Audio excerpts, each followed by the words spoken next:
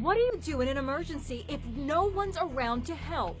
This will save your life. There are steps you can take to save your own life, even if you're all alone, says Dr. Oz. You have minutes, not seconds, so don't panic. Let's say you're having a meal by yourself and you suddenly start choking. Get down on a surface like the edge of a chair. Okay. Put your fist into that, right? Together, and then just thrust yourself on it. Literally just push yourself like that. Using your body weight against the chair is the key.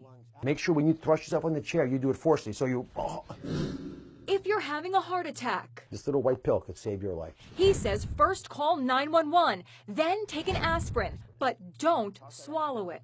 Don't swallow it, because if you swallow the whole pill, it takes 15, 20 minutes to work. If you crush it in your mouth or just let it absorb under your tongue, it's in your bloodstream almost immediately. The aspirin acts as a blood thinner. Okay, you cut yourself. What do you do? The key is to keep pressure on it. Dr. Oz says don't waste precious seconds making a tourniquet. Stopping a major blood vessel from getting blood to an extremity is really hard. Just put pressure on the wound. Use a gauze, t-shirt, whatever you've got handy. And by putting that pressure on there, you can usually just stop the bleeding. And don't take it off. Don't get curious. Don't start going, like, that actually causes huge problems because you rip off the covering and it starts to bleed.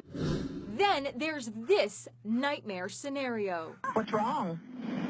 I just delivered a baby. Are you by yourself?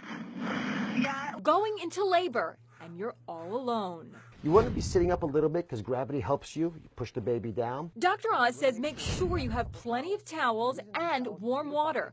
Once the baby comes, The key question at this point is, what do you do with the umbilical cord? Right, you cut it. No, don't touch the umbilical cord. he says that can wait until help arrives. Tips that just might save your life, even if you're all alone when an emergency strikes.